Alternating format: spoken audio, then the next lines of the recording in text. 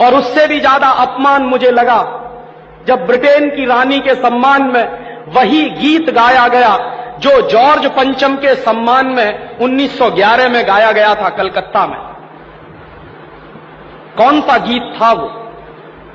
हिंदुस्तान में ब्रिटेन के लोगों के समर्थक बहुत बड़ी संख्या में रहे, और ना सिर्फ ब्रिटेन के समर्थक रहे बल्कि अंग्रेजों के तलवे चाटने वाले घराने इस देश में रहे।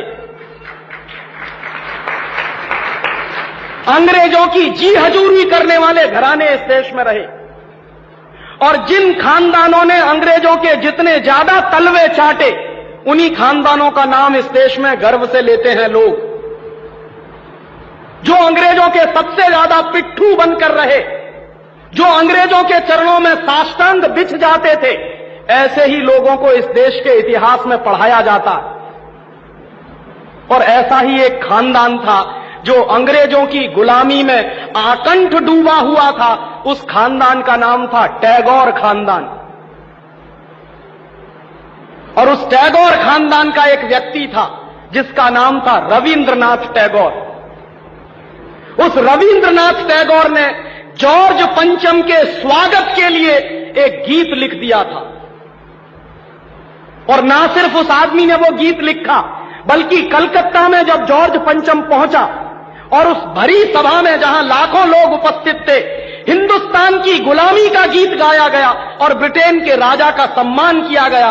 और ये काम रविंद्रनाथ टैगोर ने अपने मुंह से किया। और वो गीत कौन सा था जो रविंद्रनाथ टैगोर ने इंग्लैंड के राजा की स्तुति का गान करते हुए लिखा था?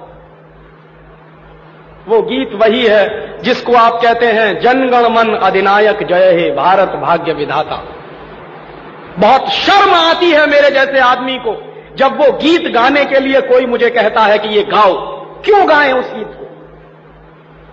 रविन्द्रनाथ टैगोर तो चापलूसी करते थे अंग्रेजों की, रविन्द्रनाथ टैगोर तो चाटुकार थे अंग्रेजों के, और रविन्द्रनाथ टैगोर तो साइकोफेंट थे अंग्रेजों के।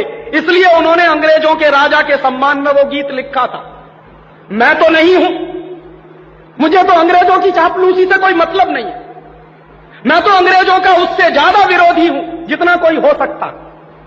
लेकिन मेरे आजाद देश में उस गीत को बार बार गवाया जाए, यह मेरा राष्ट्रीय अपमान का प्रश्न है। और जिस गीत को अंग्रेजों के राजा जॉर्ज पंचम के स्वागत में गाया था रविन्द्रनाथ टैगोर ने, वही गीत 5 दिन पहले दिल्ली के एयरपोर्ट पर गाया गया महारानी के सम्मान में। आपने कभी ध्यान दिया है उस गीत के शब्द क्या हैं और उन शब्दों का मतलब क्या है? जनगण मन अधिनायक जय हे, हिंदुस्तान की जनता के मनों के अधिनायक तुम्हारी जय हो, ये मतलब है। जनगण मन अधिनायक जय है माने जॉर्ज पंचम तुम हिंदुस्तान की जनता के मनों के, जनता के गणों के अधिनायक हो, सुपर बॉस हो, इसलिए तुम्हारी जय हो। ये रविन्द्रनाथ टैगोर गा रहे हैं। भला इससे ज्यादा चाटुकारिता का दूसरा कोई प्रमाण मिल सकता? इससे ज्यादा साइकोफेंसी का दूसरा कोई प्रमाण आपको मिल सकता? और दूसरी लाइन है जनगण मन अधिनायक जय है, भारत भाग्य विधाता, माने तुम भारत के भाग्य विधाता हो, माने हमारा भाग्य तुम लिख रहे हो। यह तो कोई भगवान से भी नहीं कहता है। लेकिन रविन्द्रनाथ टैगोर ने तो हिंदुस्तान के साम्राज्यवादी राजा का प्रतीक जो जॉर्ज पंचम था उसको भगवान से भी ऊपर रख दिया था कि तुम तो भारत के भाग्य विधाता हो। पंजाब सिंध गुजरात मराठा द्राविड़ उत्कल बंग, विंध्य हिमाचल यमुना जंगा, उच्छल जलधि तिरंग, तब शुभ नामे जागे तब शुभ आशीष मांगे। माने पंजाब सिंध गुजरात मराठा द्राविड़ उत्कल बंग, ये सारा हिंदुस्तानी इलाका तुम्हारे लिए आशीष मांग रहा है, तब शुभ आशीष मांगे, तुम्हारी भलाई की प्रार्थना कर रहा है। ये पूरा हिंदुस्तान जो अंग्रेजों की गुलामी में सिसक रहा था, उसको रविन्द्रनाथ टैगोर लिख रहे हैं कि ये सारा का सारा हिंदुस्तान तुम्हारे लिए आशीष मांग रहा है। तब शुभ आशीष मांगे, और वो सारी की सारी आशीष हम तुमको दे रहे हैं अपनी तरफ से। और अंत में जनगण मंगलदायक जय हे भारत भाग्य विधाता, वही भारत के भाग्य विधाता तुम्हारा मंगल हो, तुम्हारा कल्याण हो। माने जो हमको गुलाम बनाने के लिए आए हैं, उनकी चाटुकारिता में कोई आदमी कितना बिच सकता है, इसका यह निकृष्ट नमूना है। और अंत में वो कह रहे हैं कि जय हे जय हे जय हे, माने तुम्हारी ही जय है, तुम्हारी ही जय है, तुम्हारी ही जय है। ऐसा गुलामी का प्रतीक गीत ये गुलामी के दिनों में गाया गया एक ऐसे हिंदुस्तानी की तरफ से जिसको शायद आप बड़े श्रद्धा की नजर से देखते हैं। और ये गीत जब गा दिया था उन्होंने और चरणों में बिछ गए थे रविंद्रनाथ टैगोर, तब अंग्रेजों ने उनको नोबेल प्राइज दिलवा दिया था पुरस्कार के रूप में। रविंद्रनाथ टैगोर को ऐसे ही नोबेल प्राइज नहीं मिला था। अंग्रेजों ने कुछ नियम बनाए थे, कुछ परंपराएं बनाई थी, और अंग्रेजों के नियम क्या थे? जो अंग्रेजों की जितनी ज्यादा चाटुकारिता करे, जो अंग्रेजों के जितने ज्यादा पैर चाटे, उसी को अंग्रेजी सरकार राय बहादुर का खिताब देती थी। उसी को अंग्रेजी सरकार हिंदुस्तान में और इंग्लैंड में नाइटहुड की पदवियां दिया करती थी। ऐसे ही लोगों को अंग्रेजों की तरफ से इनाम मिलते थे, क्योंकि वो अंग्रेजों के चरण चाटते थे और हिंदुस्तान को गालियां देते थे।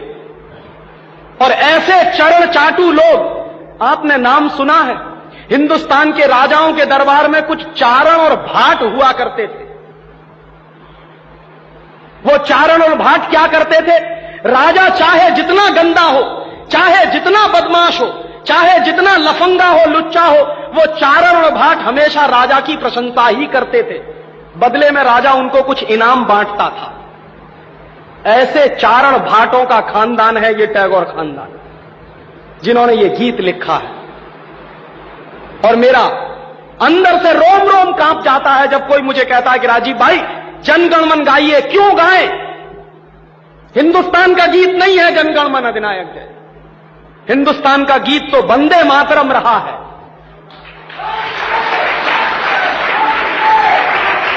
और यह वंदे मातरम जैसा गीत जो हिंदुस्तान की आजादी की लड़ाई का प्रतीक था, जो हिंदुस्तान के लोगों में खून में जोश भरने का काम करता था, उस वंदे मातरम जैसे गीत को हिंदुस्तान में राष्ट्रीय गीत का दर्जा दिलवाने में 50 साल लग गया हमको, अब जाके हुआ है। लेकिन जो गुलामी के जमाने का गीत था जनगण मन अधिनायक जय है, वो आजादी के तुरंत बाद हिंदुस्तान के उन गुलाम लोगों ने, जो शरीर से आजाद होंगे लेकिन दिमाग से गुलाम होंगे, हिंदुस्तान का राष्ट्रीय गीत बनाया था उन्होंने। और आप में से बहुत कम लोग जानते होंगे कि कांग्रेस के 2 अधिवेशन हुए थे, जिन दोनों अधिवेशनों में यह फैसला हुआ था सर्वसम्मति से कि हिंदुस्तान की आजादी के बाद जनगण मन हमारा राष्ट्रीय गीत नहीं रहेगा। यह फैसला हुआ था कांग्रेस की समिति में। लेकिन उन्हीं कांग्रेस के लुच्चे नेताओं ने आजादी के बाद उसी को अपने देश का राष्ट्रीय गीत घोषित करवा दिया। इससे ज्यादा शर्म की दूसरी बात कोई हो नहीं सकती। और वो गीत जिस तरह से गाया गया था जॉर्ज पंचम की अगुवाई करने के लिए, जॉर्ज पंचम का स्वागत करने के लिए कलकत्ता में लाखों लोगों के बीच में, वही गीत अब फिर गाया गया है महारानी के सम्मान में उस दिन दिल्ली के एयरपोर्ट पर। कैसे कहें कि ये देश आजाद है? 1911 में जो हमने सुना है वही तो आज हम हमारी आंखों के सामने देख रहे हैं। उस जमाने में चारण भाटों का काम टैगोर जैसे खानदान के लोग करते थे। आज भी चारण भाटों की कमी नहीं है, जो रात दिन महारानी के सम्मान में कविताएं लिख रहे हैं, लेख लिख रहे हैं। मैं तो पिछले 6 दिनों से अखबार पढ़ रहा हूं। इस देश में ऐसे लोगों की कमी नहीं है जो अंग्रेजों के समर्थन में, रानी के समर्थन में अपनी लेखनी घिसे चले जा रहे हैं, इसी उम्मीद में कि शायद फिर से अंग्रेजों की दया दृष्टि हो जाए तो हमको भी कोई नोबेल प्राइज मिल जाए या राय बहादुर का खिताब मिल जाए। ये देश के राष्ट्रीय अपमान का विषय है और इसलिए पिछले 1 हफ्ते से मैं बहुत दुखी हूं।